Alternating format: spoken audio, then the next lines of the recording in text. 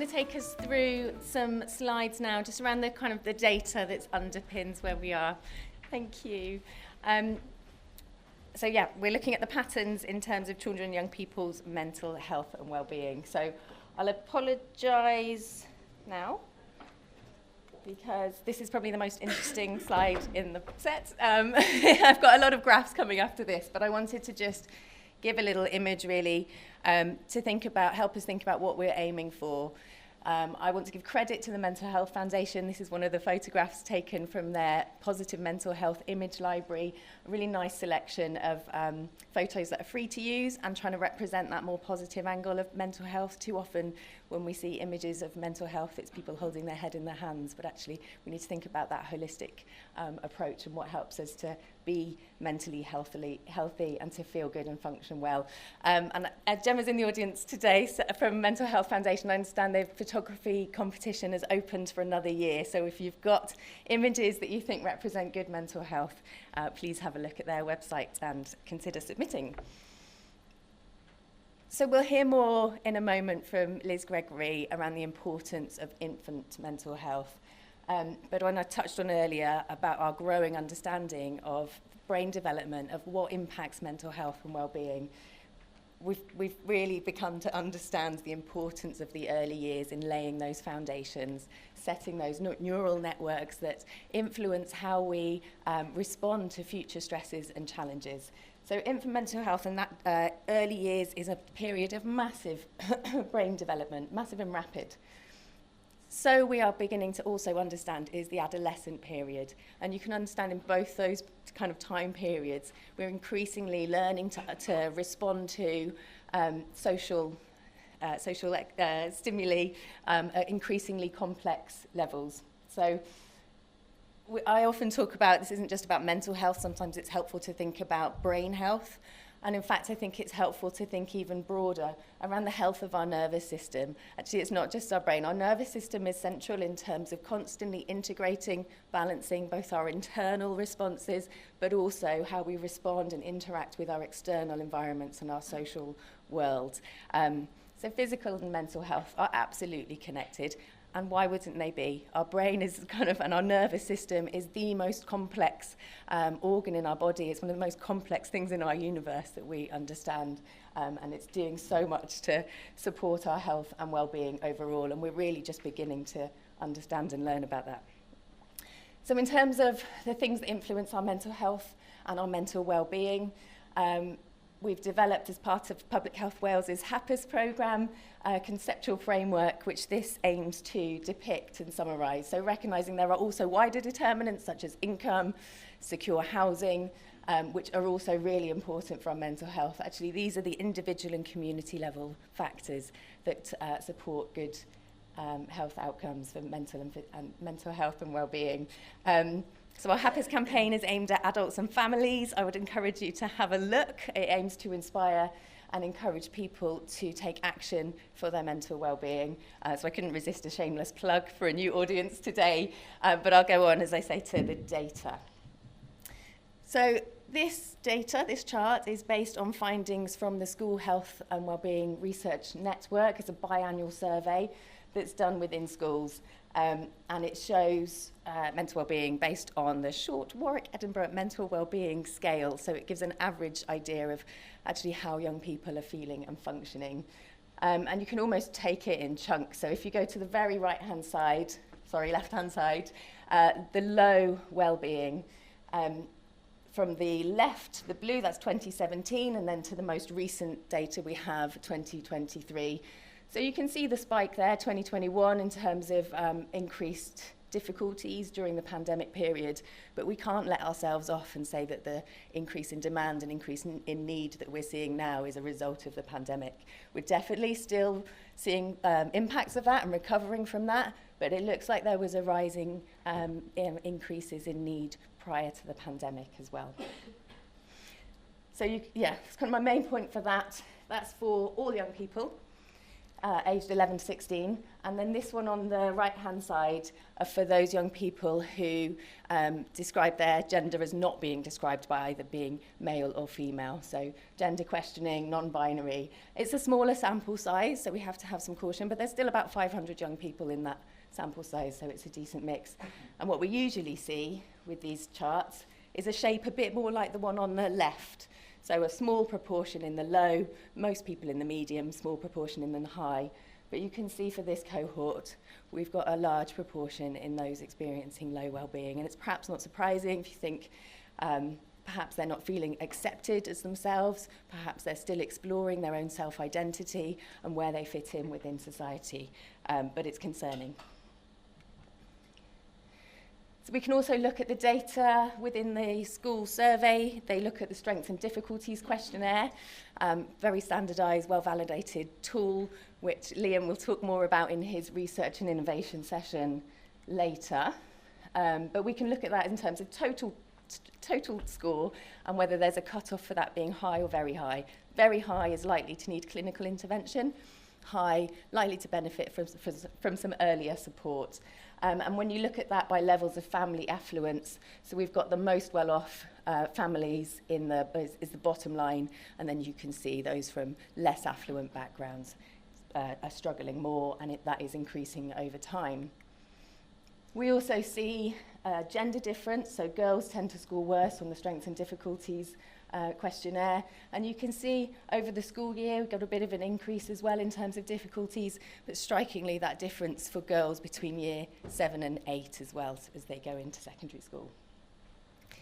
So that's a population survey, so that takes a sample of all young people and gives us a sense of where they are. These charts are then based on studies which have looked at diagnoses. So people have recognised symptoms in themselves, they've gone to seek help, and their healthcare professional has recorded that as depression in this case. And again, you can see an increase. It looks to be beginning around 2010 in terms of increases for our teenage cohort specifically. So green, age 13 to 16, and blue at the top, age 17 to 19. I'm conscious of time, so I need to keep moving quite quickly. We see similar with anxiety, albeit more pronounced, particularly for girls, around a similar period, perhaps slightly earlier, from 2009 to 2010, but that increase in need across both boys and girls. Really helpful data. We have to be a little bit careful sometimes when we're just relying on diagnoses, because as I say, it depends on people coming forward for help and being recorded in that sense. So we look at other studies, so like the Schern data. This is a population cohort study, so ALSPAC is an Avon-based longitudinal study, and then MCS, the blue, is Millennium Cohort Study. So the pink line represents young people born in the early 90s, and the blue line represents young people born in the early noughties. And you can see with each cohort, there becomes a bit of a difference once they reach age 10. So for those born in the 90s, actually kind of a levelling off in terms of this is the emotional domain within Strengths and Difficulties questionnaire. But actually for our young people that were born in the noughties, we're seeing this increase in difficulties from about the age of 10. So there's something going on for our current generation for sure. And that's different actually for what we see with neurodevelopmental disorders. Excuse me. So there's been a recent Zenith report, and I'm sure you'll all be aware there has been a significant increase in diagnoses for ADHD, for autism, but actually when we look at underlying population prevalence studies, we see little change. So that's just an indication of what an impact growing awareness amongst the public and amongst professionals, the impacts that can have in terms of help seeking. So it's great, we've got more people getting access to support, albeit taking a long time to get that, but actually, yeah, underneath the surface, it's similar to what it's been over the last couple of decades. We have seen a recent increase in eating disorders. So this one isn't a chart over time because there's not quite the same longitudinal data for eating disorders. But you can see there, particularly girls in that 17 to 19-year-old age category having the highest rates of probable eating disorders. This is based on English data, but it's likely to be similar for us. And actually, over the last couple of years, for older adolescents experiencing eating disorders. It's increased from about 1%, I think, in 2017, if I'm remembering correctly now, to around 12% in 2023. So it's something significant there as well. And then these charts are based on the most recent data, 2023, and that survey in England. But they show the association, and we can't say cause and effect, it is just association between some factors and then the likelihood that young people have got mental health problems. So where they look at probable mental health-based conditions based on Strengths and Difficulties questionnaire. And you can see young people, so the grey represents those that are classed as probably having a mental health difficulty, and the blue are those unlikely to, in the one on the left. So you can see young people with a mental health disorder are much more likely to feel lonely. They are much more likely to experience sleep problems as well. So this chart then shows unlikely, possible in the grey, and then probable like mental health disorder in the dark blue as well. So again, a relationship there between sleep and mental health difficulties. Bullying, we know, is really a really significant factor on young people's mental health and well-being. So young people who have probably got a mental health disorder coming out as more than five times more likely to have experienced bullying in the last year, and more likely to have experienced bullying online. And unfortunately, our Wales SHRN data shows that bullying has increased between 2021 and 2023, both in person and online. We also see differences in how much people with a mental health disorder and not have exercised or have taken part in group activities. And we know physical activity is good for our mental health. We know engaging with positive activities and in group settings with others is good for our mental health. So again, we can't say which direction this is having an impact, but there is certainly a relationship there. So you could understand if you're feeling low, you're going to be less likely to feel motivated to exercise or to join a group. But actually, those are some of the things that can help to boost your emotional well-being as well. We also live in complicated times where there are numerous challenges for young people, from thinking about employment opportunities, cost of living, housing, climate change. And it's really important to try and help our young people feel a sense of hope for the future as well. So you can see around 50% of young people are worried about climate change, and this isn't necessarily an incorrect response from them. So that's not overly kind of individualised, that response.